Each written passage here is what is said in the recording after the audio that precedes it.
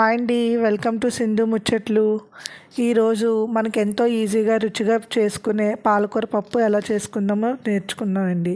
ముందుగా స్టవ్ వెలిగించుకోవాలండి. వెలిగించుకొని ఒక కుక్కర్ ఒక గ్లాస్ పప్పుకి 3 గ్లాసెస్ వాటర్ వేసుకొని ఒక 1 అవర్ పక్కన పెట్టుకున్నానండి. ముందుగా నేను ఒక 3 కట్టలు పాలకూర కూడా తీసుకొని చిన్న కట్టలు తీసుకొని బాగా వాష్ చేసుకొని చిన్న చిన్న పీసెస్గా కట్ చేసుకొని ఆ పప్పులో వేసుకున్నానండి. ఇప్పుడు ఒక ఉల్లిపాయ, ఒక పచ్చిమిరపకాయ, ఒక టమాటో కూడా సన్నగా ముక్కలు కోసుకొని పప్పులో వేసుకోవాలండి. ఇప్పుడు మనం 1½ స్పూన్ కారం కూడా వేసుకోవాలండి. 1/2 స్పూన్ పసుపు వేసుకొని పప్పు పాలకూర మొత్తం మిక్స్ అయినట్టు బాగా కలుపుకోవాలండి.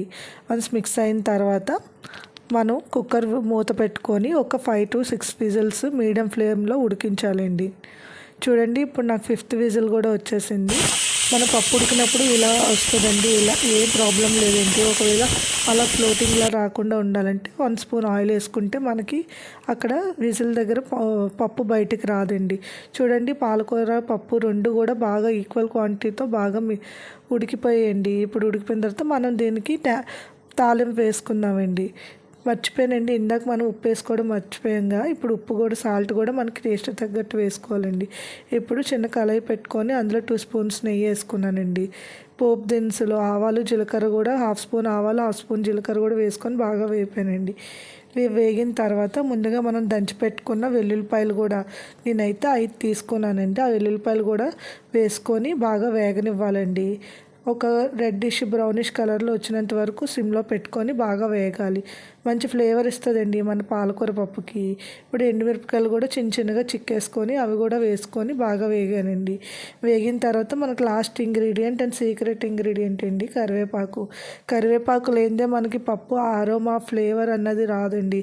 ఎప్పుడైనా మీరు మ్యాక్సిమం కరివేపాకు ఉన్నప్పుడే ఇలాంటివి చేసుకుంటే మీకు చాలా టేస్ట్, పప్పు కూడా చాలా కమ్మగా వస్తుందండి. చూడండి, చిటపట్లాడుతుంది. కరివేపాకు కూడా వేగిపోయింది. ఇది బాగా వేగింది కదండి. మనం ముందుగా ఉడికిపోయిన పప్పులో ఈ తాలింపు కూడా వేసుకోవాలండి.